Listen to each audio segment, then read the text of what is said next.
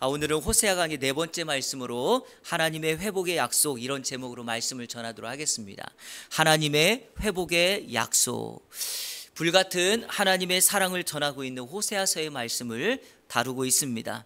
지난 주일에는 북이스라엘의 죄악에 대한 하나님의 경고의 말씀을 살펴보았습니다.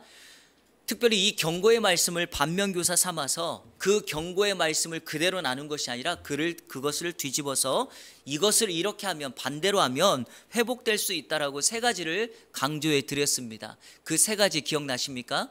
첫 번째는 음란을 제거하는 것이다 라고 말씀드렸고요. 두 번째는 하나님께로 돌아가는 것이다. 세 번째로 하나님이 주신 것을 하나님을 위해 사용해야 한다라는 것이었습니다. 우리 안에 잠재되어 있는 음란의 뿌리를 완전히 뽑아버리고 방향을 바꾸어서 하나님께로 돌아가고, 나에게 주어진 모든 것들이 하나님의 은혜와 하나님의 결과물로 주어졌다라는 것을 인식하여 그것을 통하여 하나님의 영광과 영혼 구원과 하나님 나라 확장을 위하여 쓰는 것이 우리의 회복의 출발점이다라고 말씀을 드렸습니다. 오늘은 구체적으로 그 이스라엘을 향한 하나님의 회복의 말씀, 회복의 약속을 살펴보도록 하겠습니다. 성도 여러분, 하나님은요, 우리 인생의 상황을 가장 잘 아시는 분입니다. 경고의 말씀을 전하고 난 다음에 회복의 말씀을 전하는 이유가 뭐라고 생각하십니까? 그것은 우리로 하여금 살 수 있음을, 회복될 수 있음을 강조하기 위함이죠. 우리가 잘못했다고, 범죄했다고 계속해서 경고하고 심판하고 징계로 일관한다면 어찌 사람이 일어설 수 있겠습니까? 하지만 우리의 상황을 아시기에 경고하시고 난 이후에는 우리에게 약속의 말씀을 주심으로 우리를 격려하시고 일으켜 세워주시고 다시금 하나님의 사랑을 회복할 수 있도록 말씀하고 계십니다. 프랑스의 위대한 소설가였던 빅토르 위고의 레미제라블이라고 하는 소설을 여러분들 아실 겁니다. 레미제라블보다는 아마도 장발장이라는 사람을 알고 있겠죠. 여러분, 이 장발장이라고 하는 사람이 19년 동안 감옥 생활을 합니다. 그런데 감옥 생활하는 이유, 원인이 뭔지 아십니까? 자신의 누나의 조카들이 있는데 그 조카들이 먹을 것이 없어서 굶주려서 너무 힘들어하니까 삼촌으로서 빵 한 덩어리를 훔쳐서 조카들에게 빵을 먹였는데 그것 때문에 19년이라고 하는 감옥 생활을 한 거예요. 얼마나 억울하겠어요. 그래서 19년이 지난 다음에 감옥에서 출감하고 난 이후에 사회에 대한 증오심을 가득 안고 살아갑니다. 그랬는데 누가 이런 범죄자를 쉽게 받아주겠습니까? 사회에 대한 증오심도 가능하죠. 먹을 것은 없죠. 배고픔에 이 장발장이 어쩔 수 없이 성당에 찾아 들어갑니다. 하룻밤의 숙식을 해결하고 배고픔을 해결하기 위함이죠. 신부님의 극진한 환대를 받았는데 그 신부님의 환대를 배반이라도 하듯이 신부님의 시선을 피해서 이 장발장이 성당 안에 있었던 은으로 된 접시나 이런 그릇들을 가지고 도망가 버리는 거죠. 그러다가 이 장발장이 경찰에게 붙잡힙니다. 그리고 성당에 와서 신부님에게 확인을 하는데 신부님이 어떻게 하죠? 그것은 이 사람이 도둑질해 간 것이 아니라 이 사람의 삶을 위해서 내가 준 거라고. 그러면서 이렇게 말하죠. 아니, 내가 옆에 있는 것도 가지고 가라 그랬더니 왜 이거는 가지고 가지 않았느냐고 하면서 신부님의 극진한 환대를 받게 됩니다. 이걸 우리는 이렇게 표현합니다. 신부님의 긍휼, 신부님의 자비, 그의 은혜다, 이렇게 말합니다. 제가 설교 서두에 이것을 말하는 이유는 여러분, 한 사람, 한 인생도 사람에게 받았던 긍휼과 회복이 있으면 이렇게 살아납니다. 그런데 여러분, 하나님의 사랑과 하나님의 긍휼을 받는다면 그 인생, 그 공동체 어떻게 될까요? 우리가 생각할 수 없는 하나님의 능력의 회복이 그 인생과 공동체에 나타나게 될 줄로 믿습니다. 오늘 그 회복의 메시지가 오늘 우리가 읽었던 이 본문의 말씀에 담겨져 있습니다. 그러면 오늘 본문에서 하나님께서 북이스라엘 백성들을 회복시키시고 그들을 회복하기 위하여 어떤 방법으로 그들에게 약속을 하고 계신가, 세 가지로 정리해서 여러분에게 말씀을 드립니다. 첫째로, 하나님은 먼저 말로 위로하시겠다고 약속합니다. 한번 따라 볼까요? 말로 위로하시겠다. 자, 우리 14절 말씀 같이 한번 읽겠습니다. 14절 시작. 그러므로 보라, 내가 그를 타일러 거친 들로 데리고 가서 말로 위로하고. 여러분, 이것을 조금 더 쉽게 이야기해서 세번역 성경으로 14절을 다시 한번 읽겠습니다. 시작. 그러므로 이제 내가 그를 꿰어서 빈들로 데리고 가겠다. 거기에서 내가 그를 다정한 말로 달래주겠다. 아멘. 성도 여러분, 북이스라엘 백성들이 하나님을 버리고 바알을 섬겼던 근본적인 원인 어디 있었는지 아십니까? 우리 지난주에 살펴보았던 5절 말씀 한번 보십시오. 제가 한번 읽어보겠습니다. 그들의 어머니는 음행하였고 그들을 임신했던 자는 부끄러운 일을 행하였나니 이는 그가 이르기를 나는 나를 사랑하는 자들을 따르겠다. 그들이 바알들이 내 떡과 내 물과 내 양털과 내 삶과 내 기름과 내 술들을 내게 준다 하였음이라. 여러분, 이방의 이 거짓 선지자들이, 우상들이 뭐라고 말해요? 너네 나를 따르면 내가 너에게 이렇게 좋은 거 줄게. 나 믿고 따라와. 그러면 내 인생 열려질 거야. 일확천금 누릴 거야. 이렇게 여러분, 달콤하게 귀를 유혹시키는 말에 빠져버린 겁니다. 그러니까 쉽게 속아 넘어진 거죠. 성도 여러분, 들은 대로 갚아주면 어떻게 할까요? 눈에는 눈, 이에는 이로 더 그대로 갚아주지 않겠습니까? 하지만 하나님은 그렇게 하지 않으세요. 이들이 우상의 말에 빠졌다고 해서 하나님이 그 말 그대로 갚는 것이 아니라 어떻게 해요? 다정한 말로 그들을 위로하고 격려하겠다는 겁니다. 한마디로 말해서 말한 대로가 아니라 그들을 격려하고 세워주고 칭찬하는 말로 그들을 회복시키겠다고 약속하고 계십니다. 말에는 이와 같은 능력이 있어요. 그래서 말에 권세가 있음을 알아 성도는 말에 조심하고 주의하고 할 수만 있다면 축복의 말을 해야 합니다. 그런데 자, 오늘 본문의 상황에서 북이스라엘 백성들을 위로하고 다정한 말로 위로하기 위해서 오늘 성경이 강조하는 두 가지가 있어요. 자, 여기 보십시오. 5절 여기 성경 말씀 그대로 보시면 14절에 첫 번째, 그를 타일르겠다 이렇게 말해요. 타일러. 여러분, 타일르다는 말이 뭐예요? 말 잘 들어, 괜찮아, 이제 다시는 그런 실수하면 안 돼, 이런 말이거든요. 근데 이 말의 원뜻이 넓다, 속이다, 이런 두 가지의 뜻을 가지고 있어요. 그러니까 하나님의 백성들을 타이를 때 어떻게 해요? 정말 넓은 마음으로, 바다와 같고 호수와 같은 마음으로 그들을 다 품었다는 거예요. 근데 또 하나의 이 단어의 뜻이 속이다는 거예요. 꿰다는 말입니다. 그래서 아까 우리가 읽었던 세번역 성경에 꿰다라고 번역을 한 거죠. 이게 무슨 말일까요? 하나님께서 그들이 따라오지 않을까 봐 넓은 마음으로 그들의 죄악과 잘못을 그대로 받아주고 수긍한 상태로 내가 너희들 책망하지 않을 거야 라고 마치 꿰듯이 그들을 데리고 왔다라는 것입니다. 여러분, 이렇게 하지 않으면 따라오지 않을지도 몰라요. 그러니까 타이른 거예요. 자, 두 번째 우리가 주목해야 될 것이 있어요. 그들을 다정한 말로 위로하기 위해서 어디로 데리고 가요? 거친 들로 데리고 갔다는 거. 이게 중요합니다. 성도 여러분, 거친 들은 광야예요. 광야는 사람들의 시선을 피할 수 있는 곳이에요. 그래서 어떻게 보면 광야는 외롭지만 이 광야라고 하는 말에 디르바르라는 말에서 다바르, 말씀이 여기서 나왔다는 거예요. 그러니까 광야에서는 하나님의 사람을 훈련하고 하나님의 말씀이 들려지는 곳이 광야예요. 제가 여담으로 말씀드리지만 성도 여러분, 하나님의 말씀을 집중해서 듣기를 원한다면 주변의 모든 과정과 시선을 정리하시고 오직 하나님 한 분만 바라볼 수 있는 영적 광야, 영적 사막에 서시기를 축복합니다. 그러면 짐승의 소리도 사람의 소리도 들리지 않고 오직 그곳에서 하나님의 말씀만이 들릴 줄로 믿습니다. 그래서 성경에 등장하는 하나님의 사람, 믿음의 사람들은 전부 다 광야에 간 거예요. 그런데 이 광야는 사람들의 시선을 피할 수 있는 곳이죠. 자, 여러분 보십시오. 내 아이가 잘못했어요, 길거리에서. 자, 그러면 아이를 혼내야 돼요. 근데 여러분, 아이를 혼낼 때 어떻게 해요? 길거리에서 모든 사람들이 다 보고 있는 앞에서 아이를 혼내면 어떻게 될까요? 아이의 자존감이 어떻겠어요? 자, 아이를 용서해줘요. 용서하는 것도 마찬가지죠. 사람들이 다 보고 있는 앞에서 너 이런 잘못했는데 내가 용서해줄게. 그러면 그 아이가 여러분 격려를 받겠습니까? 잘못된만, 치부함만 더 드러나는 거예요. 하나님은 그걸 너무나 잘 알아요. 그래서 이 이스라엘 백성들을 어디로 데리고 가겠다고요? 거친들 광야 사막으로 데리고 가겠대요. 사람들의 시선이 없는 그곳에 가서 내가 그들에게 말로, 다정한 말로 그들을 용서하고 그들을 세워주겠다는 거예요. 여러분, 그렇게 되면 어떻게 될까요? 15절 말씀 한번 보실래요? 15절 시작.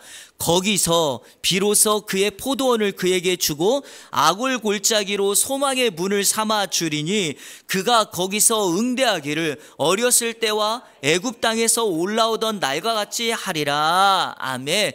이스라엘의 역사 속에서 아굴 골짜기는 상처와 절망의 상징입니다. 이 아굴 골짜기 하면 여러분 혹시 기억나시는 거 있습니까? 제가 작년에 전했던 여호수아 강해에서 이 아굴 골짜기가 처음으로 등장했죠.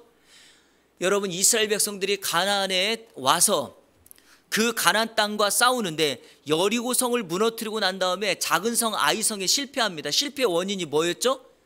아간이라고 하는 사람의 죄 때문이었어요. 그 아간이라는 사람을 죽여서 세웠던 그 무덤에 여러분 돌이 바로 뭐예요? 아골 골짜기예요. 그러니까 이 아굴 골짜기는 실패와 고난과 절망의 상징이에요. 그런데 하나님께서 이스라엘 백성들을 거친 들에 가서 거기서 뭐라고 말해요? 거기서 아굴 골짜기를 소망의 문으로 삼겠대요. 이제 더 이상 절망이 아니라 그 실패의 자리에서 내가 다정한 말로 너희를 위로하면 너희는 이렇게 소망의 사람으로 회복되리라고 믿습니다. 사랑하는 성도 여러분, 이거 우리 삶에 적용하셔야 됩니다. 여러분의 인생의 실패 자리, 지난 한 주간에 절망과 아픔과 고난이 있을지라도 오늘 예배하는 이 자리가, 하나님의 말씀을 듣는 이 자리가 여러분에게 거친 들이 되어서 이곳이 아굴 골짜기의 인생이라도 다시 한번 소망의 문을 삼고 그 문을 열어서 이 세상을 향하여 하나님의 역사를 이루고 축복의 통로로 살아가는 여러분의 삶이 되어야 될 줄로 믿습니다. 그래서 여러분, 어떤 인생을 살지라도 제가 부탁드려요. 예배를 소홀히 여기지 마세요. 하나님의 말씀을 듣는 그 자리를 쉽게 여기지 마십시오. 여러분, 이 자리가 여러분의 생명을 주는 자리예요. 이 자리가 하나님의 복을 경험하는 자리예요. 이 자리가 하나님의 하늘과 이 땅에서 예배하는 나의 자리를 연결하는 베델의 현장이 될 줄로 믿습니다. 그래서 이스라엘 백성들이 사는 겁니다. 그리고 여기서 애굽에서 나올 때처럼 하나님을 응대한다 그랬는데 이게 뭐와 같냐면 노래한다는 말이에요. 이스라엘 백성들이 애굽에서 노예 생활하다가 나올 때 미리암과 같은 모세 누나가 하나님을 찬양했는데 응대하다는 말과 찬양하다는 말이 같은 단어예요. 그러니까 그들이 소망의 문을 열기 시작하면서 회복의 그 자리에서 다시금 하나님을 노래하고 찬양하는 거죠. 그러니까 이런 말이 있지 않습니까? 하나님을 만나고 하나님의 은혜를 경험하면 절망이 소망으로 바뀌고 눈물과 한숨이 찬양과 기도로 바뀐다는 말을 들어보지 않으셨습니까? 바로 오늘 이번 한 주간 여러분의 눈물이 기쁨으로, 한숨이 찬송과 기도로 바뀌어서 하나님의 은혜를 경험하여 회복된 역사를 살아가는 이 안에 모든 성도님들 되시기를 주님의 이름으로 축원합니다. 자, 둘째로 회복의 약속의 말씀. 하나님은 백성들과의 관계를 회복하겠다고 약속해 주세요. 자, 저를 한번 따라 볼까요? 관계를 회복하시겠다. 자, 오늘 본문 말씀 16절 다 같이 읽겠습니다. 시작. 여호와께서 이르시되 그날에 내가 나를 아멘. 이거를 언약 관계 회복이라 그래요. 언약의 회복. 이스라엘 백성들이 바알을, 우상을 따라감으로 언약이 깨졌어요. 그런데 다시 이 언약을 회복하면서 뭐라고 말하는가? 이제 너희는 나를 내 바알이라 칭하지 않고 내 남편이라 칭하겠다는 거예요. 이 바알이라고 하는 우상의 이름이 정확하게 뜻이 주인이라는 말이에요. 주인. 그러니까 뭐예요? 이스라엘 백성들은 하나님이 아닌 바알을 주인으로 삼았는데 하나님이 이제 안 되겠다는 거예요. 주종의 관계가 아니라, 주인과 종의 관계가 아니라 내가 너를 내 아내 삼겠다. 나는 너의 남편이 되겠다라고 말하는 것입니다. 성도 여러분, 하나님을 우리가 어떻게 인식하고 인정하냐에 따라서 나의 신앙과 나의 삶의 모습이 달라집니다. 그러니까 우리가 하나님을 남편으로, 예수 그리스도를 신랑으로 삼아야 합니다. 왜냐하면 우리가 예수 그리스도를 믿는다는 것이 무엇입니까? 영적 신부가 되어서 신랑 되신 예수님과 결혼하는 거죠. 여러분, 우리가 예수님을 믿고 따르며 그분의 재림을 기다리는 것을 성경은 뭐라고 표현합니까? 신부된 우리가, 신랑 대신 예수 그리스도의 다시 오심을 기다리는 거예요. 그래서 여러분 이 땅에 우리 성도의 영적 삶을 바로 결혼을 준비하는 것으로 소개하는 것입니다. 자, 하나님께서 이스라엘 백성들을 이제 아내로 삼겠다고 말하면서 오늘 성경에서 강조하는 결혼과 관련하여 세 가지를 말합니다. 자, 첫 번째, 바알의 이름을 입 밖에도 내지 말라는 거예요. 자, 우리 성경 17절 말씀 다 같이 읽겠습니다. 시작. 내가 바알들의 이름을 그의 입에서 제거하여 다시는 그의 이름을 기억하여 부르는 일이 없게 하리라. 아멘. 여러분 한번 생각해 보세요. 연인 사이에 결혼을 했어요. 결혼했는데 자꾸 그 상대가 이런 얘기를 하는 거예요. 과거에 남친, 과거의 여친의 이름을 들먹이면서 야, 얘는 이거 잘했는데 당신은 왜 이런 거 못하냐고 자꾸 과거 옛날 이야기를 여러분 꺼내면 상대방 어떻게 했어요? 기분 좋겠어요? 나쁘겠어요? 저 같으면 이러고 있어요. 그러면 가서 그 사람이랑 살아 이렇게 얘기할 것 같아요. 여러분 이렇게 하면 안 된다는 거예요. 결혼을 했다면 그 사랑하는 대상의 장점 찾고 단점은 덮어주고 가정을 건강하게 세워 나가야 할 것입니다. 미국 지방의 한 방송국에서 결혼 60주년을 맞이한, 그래서 서로를 존중하며 사랑나며 그 마을에서 소문났던 80대의 노 부부를 인터뷰하였습니다. 기자가 할아버지에게 가서 할아버지 60년 동안 할머니와 다투지 않고 사랑하며 존중하며 한 번도 싸우지 않으며 가정을 지킨 비결이 무엇냐고 할아버지께 물었어요. 그랬더니 할아버지가 그 기자에게 말을 하는데 눈가에 살짝 눈물을 보이면서 다음과 같은 말을 합니다. 너무나 그 아내를 사랑해서 결혼을 하고 신혼여행을 정말 즐겁게 갔다 왔어. 그리고 집으로 돌아왔지. 일상으로 돌아와 우리의 삶의 일과를 시작하였어. 다음 날 땅을 갈기 위해서 말을 끄는데 말을 듣지 않는 거야. 앞에서 하는 말과 뒤에서 하는 말이 다른 말이에요. 이해하셔야 돼요. 말을 끌고 땅을 가려고 하는데 이 말이 말을 듣지 않는 거야. 그러자 아내가 단호하게 말에게 말했어. 하나, 둘, 셋. 그래도 말을 듣지 않자 아내가 총을 가지고 와서 말을 쏴 죽이는 거예요. 내 아내는 그때부터 나에게 마음에 들지 않는 내가 행동을 할 때마다 나에게 이렇게 외쳤어. 하나, 둘. 그때부터 나는 아내의 말을 듣지 않을 수가 없었지. 그리고 지금까지 온 거야. 이게 결혼 60주년을 살아온 비결이지. 이런 결혼 생활을 하기 원하십니까? 제가 지금 성경에서 말한 하나님 아버지의 남편 되심과 이스라엘의 아내됨의 결혼 관계는 이런 관계가 아니에요. 우리를 윽박지르며 우리의 멱살을 잡는 주리를 트는 그런 억압된 사랑이 아니라는 것입니다. 자, 그러니까 우리는 과거의 죄악의 것을 입 밖에 내서는 안 됩니다. 자, 두 번째, 그를 평안히 눕겠다고 하십니다. 자, 우리 18절 말씀 다 같이 읽겠습니다. 시작. 그날에는 내가 그들을 위하여 들짐승과 공중의 새와 땅의 곤충과 더불어 언약을 맺으며 또 이 땅에서 활과 깔을 전쟁을 없이 하고 그들로 평안히 눕게 하리라. 아멘. 여러분, 결혼은 서로를 위하여 평안을 누리게 하는 거죠. 그래서 하나님은 이스라엘 백성들의 평안을 빼앗는 작은 요소들까지 다 제거하십니다. 여기 보니까 들짐승, 공중의 새, 땅의 곤충 이런 것까지 다 제거해 주세요. 심지어는 전쟁을 일으키는 칼과 활을 꺾어버리겠다고 말씀하죠. 그러니까 어떻게 해요? 주변의 위험의 요소를 다 제거하는 거죠. 사랑하는 여러분, 가정은 이런 공동체가 돼야 돼요. 그래서 평안의 공동체가 돼야 될 줄로 믿습니다. 하나님이 이스라엘에 대하여 이렇게 하시겠다는 거예요. 자, 세 번째, 공개적인 결혼식을 하겠대요. 공개적인 결혼식. 자, 오늘 성경 19절 20절 말씀 같이 읽겠습니다. 시작. 내가 내게 장가들어 영원히 살되 공의와 정의와 내게 장가들며 진실함으로. 아멘. 여러분, 19절과 20절 이 세 절 말씀에 장가들다는 말이 세 번이나 쓰였어요. 강조하고 있는 거죠. 여러분, 장가든다는 말을 다른 말로 무슨 말로 표현하죠? 결혼한다? 결혼식을 한다는 거예요. 자, 그런데 이 결혼을 공개적으로 말하면 20절 하반절에 이렇게 말합니다. 내가 여호와를 알게 될 것이다. 내가 장가들어 너를 아내로 삼으면 하나님이 여호와가 누구인지 만방에 알게 되고 너희들이 알게 될 것이다 라고 말하는 거예요. 그래서 결혼식은 그 상대방과 그 배우자가 누구인가를 알게 하는 계기가 되기도 합니다. 성도 여러분, 가끔 세계 결혼식이라고 불리우는, 그래서 전 세계 이슈가 되는 결혼이 있죠. 지금으로부터 정확히 딱 한 달 전 이탈리아 베네치아에서는 전 세계 이목이 집중되는 이슈가 되는 사건 하나가 벌어졌습니다. 여러분 아마 아시는 분들은 아실 건데, 아마존의 창업자인 제프 베이조스와 그의 연인 로렌 산체스의 결혼식이 바로 한 달 전에 그곳에서 있었습니다. 이거는 정말 세계 결혼식이기에 충분했습니다.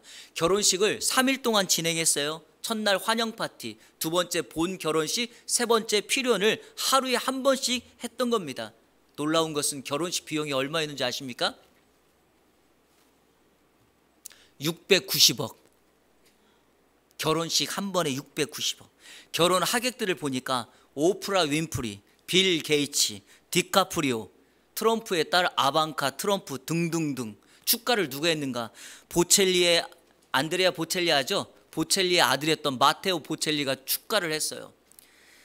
그런데 제가 정말 이 기사를 보면서 놀랍게 여겼던 것은 제프 베이조스의 결혼식 한 번으로 베네치아에 1조 5천억이라고 하는 경제 효과가 발생했다는 거예요.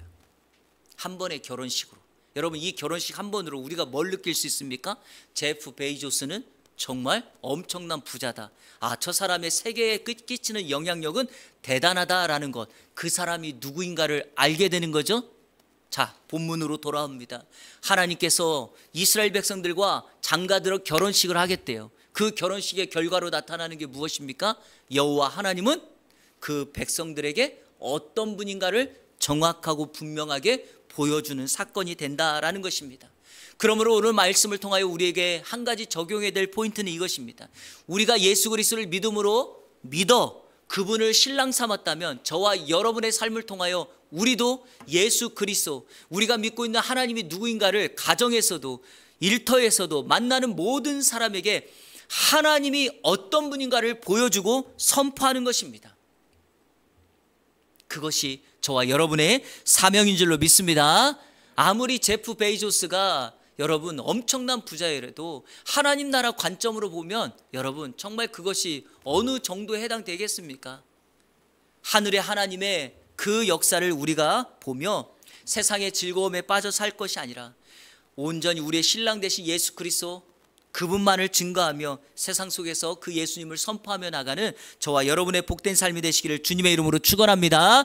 자, 마지막 세 번째, 이 회복의 약속 무엇인가? 하나님은 그들의 요구에 응답해 주시겠다 약속해요. 한번 따라해 볼까요? 그들의 요구에, 그들의 기도에 응답해 주시겠다. 오늘 성경 21절 이렇게 시작됩니다. 여호와께서 이르시되 그날에 내가 응답하리라. 너희가 회복되는 그날 내가 너희에게 응답해 주시겠다라는 거죠. 이스라엘 백성들이 하나님을 떠나 바알을 섬기며 그들을 따를 때 하나님은 그들이 아무리 말하고 요구하고 기도해도 침묵하였습니다. 왜냐하면 이유가 있죠. 자, 우리 시편 66편 18절 다 같이 읽겠습니다. 시편 66편 18절 여러분 마음속에 꼭 기억하셔야 될 말씀입니다. 읽겠습니다. 시작. 내가 나의 마음에 죄악을 품었더라면 주께서 듣지. 아멘. 여러분, 하나님과 우리 사이를 갈라놓는 건 언제나 죄입니다. 그 죄가 우리의 기도를 하나님 보좌에 이르지 못하게 합니다. 죄는 장애물입니다. 죄는 우리의 기도를 막아내는 정말 잘못된 장애물인 것입니다. 그러므로 죄의 장애물을 걷어내고 온전히 하늘의 하나님 앞에 기도하면 하나님은 우리의 기도에 응답해 주실 줄로 믿습니다. 자, 오늘 21절부터 23절 말씀을 보십시오. 그 회복의 과정, 응답의 과정을 이렇게 소개합니다. 21절부터 23절 쭉 읽겠습니다. 시작. 여호와께서 이르시되 그날에 내가 응답하리라. 나는 하늘에 응답하고 하늘은 땅에 응답하고 땅은 곡식과 포도주와 기름에 응답하고 또 이것들은 이스라엘에 응답하리라. 내가 나를 위하여 그를 이 땅에 심고 긍휼히 여김을 받지 못하였던 자를 긍휼히 여기며 내 백성 아니었던 자에게 향하여 이르기를 너는 내 백성이라 하리니 그들은 이르기를 주는 내 하나님이시라 하리라 하시니라. 아멘. 응답의 과정이 어떻게 일어나는가? 하늘에서 땅으로, 땅은 곡식에, 곡식은 이스라엘에게 미친다라는 것입니다. 자, 그런데요, 여기서 중요한 것은 제가 아까 전체적인 회복이라 그랬잖아요. 전체적인 회복은 무엇인가? 하나님께서 북이스라엘의 죄악을 깨닫게 하고 그에게 경고하게 하여 호세아와 고멜이 낳은 세 자녀를 통하여 경고와 심판을 예언했죠. 자, 오늘 그 회복의 응답이 뭡니까? 그 세 자녀의 이름이 더 이상 경고, 징계, 심판이 아니라 이것을 바꾸어 하나님의 회복이 될 것이다 라고 말합니다. 자, 여기 보십시오. 22절 하반절에 이것들을 이스라엘에 응답하리라 그랬습니다. 성도 여러분, 이스라엘 너희가 패할 것이다, 너희 나라 멸망할 것이다 라고 그랬는데 하나님이 그들의 요구에 회복해서 멸망이 아니라 어떻게 해요? 회복과 승리를 준다라고 말합니다. 자, 두 번째 자녀가 누구였죠? 로루하마. 내가 너희를 긍휼히 여기지 않겠다. 그런데 23절 뭐라고 말합니까? 내가 나를 위하여 그를 이 땅에 심고 긍휼히 여김을 받지 못하였던 자를 긍휼히 여기며 이제 너희가 로루하마가 아니라 루하마, 하나님의 긍휼이 너에게 임할 것이다. 자, 세 번째 자녀 로암미. 너희는 내 백성이 아니고 나도 너희의 하나님이 되지 않을 거다. 로암미 그랬는데 23절 하반절에 뭐라고 말하죠? 내 백성 아니었던 자를 향하여 이르기를 너는 내 백성이라. 로암미가 아니라 암미가 될 것이다. 이렇게 하나님께서 궁극적으로 그들의 요구, 그들의 기도를 회복시켜 줄 것이다 라고 말합니다. 여러분, 이것이 바로 회복과 하나님의 은혜의 약속입니다. 바라기는 이 회복의 은혜의 역사가 여러분 모두에게 임하기를 주님의 이름으로 축원합니다. 말씀을 맺겠습니다. 성도 여러분, 이 마지막 회복의 역사 사건을 통하여 하나님께서 이루기 원하는 게 무엇일까요? 성경 23절 마지막 절에 시작을 이렇게 시작하죠. 내가 나를 위하여, 하나님이 자기 자신을 위하여. 자, 그리고 23절 하반절에 이렇게 하면 백성들은 주는 내 하나님이시라 고백할 것이래요. 그러니까 결론적으로 하나님은 이 땅에 자신의 영광, 자신의 이름에 합당한 영광을 위하여 백성들을 회복시키시며 그들로 하여금 하나님께 돌아와 그들의 자리에서 사명을 감당하기를 원하신다라는 것입니다. 제가 설교 시작할 때 이런 말씀 드렸죠. 하나님은 우리의 형편을 가장 잘 아시고 우리의 상황을 이해하신다 그랬죠. 바로 이거예요. 하나님은 우리의 형편과 사정을 가장 잘 아시기에 우리가 있는 자리에서 하나님의 이름에 합당한 영광을 돌리기 시작하면 우리의 현재 상황에 힘들고 어렵고 절망과 패배와 아픔과 고난과 실패와 좌절이 있는 그 자리를 일으켜 세워 다시금 하나님의 이름에 합당한 영광을 돌릴 수 있는 하나님의 사람, 사명자로 바꾸어 주실 줄로 믿습니다. 이번 한 주간 그 은혜 역사를 가지고 살아가는 여러분 모두가 되시기를 주님의 이름으로 축원합니다. 우리 시간에 결단의 찬양 드리도록 하겠습니다. 우리 결단의 찬양 드릴 때 지존하신 주님 이름 앞에 모두 무릎 꿇고 다 경배해 거룩하신 주님 보좌 앞에 엎드려 절하세. 여러분, 지존하신 주님의 이름을 기억하며 우리가 그분의 이름에 합당한 영광을 돌리며 이번 한 주간도 살아가는 은혜가 있기를 축복합니다. 우리 같이 찬양하도록 하겠습니다.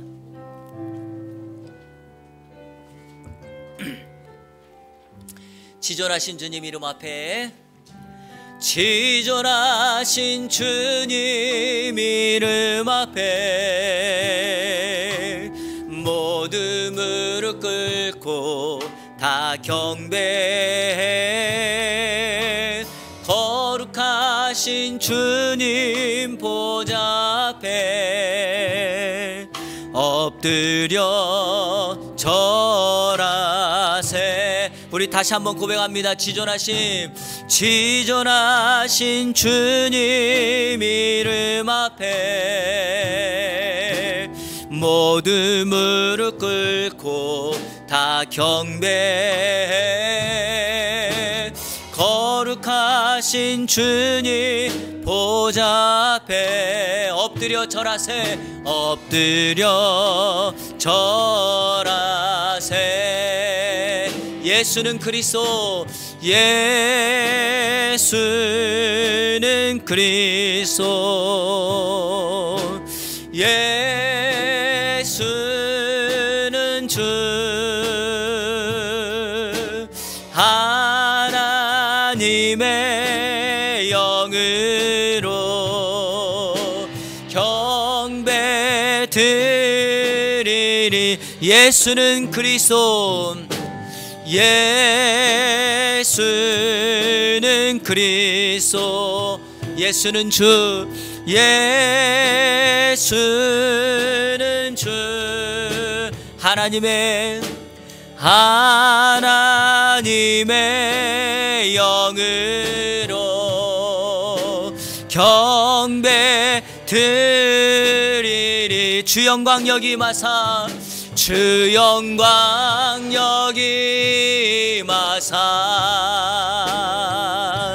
열방 향해 그 빛 비추소서.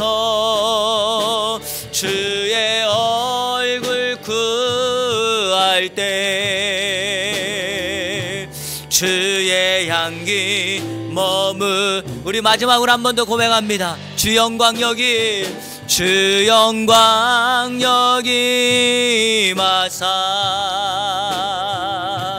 열방 향해 그 빛 비추소서. 주의 얼굴 구할 때 주의 향기 머무소서.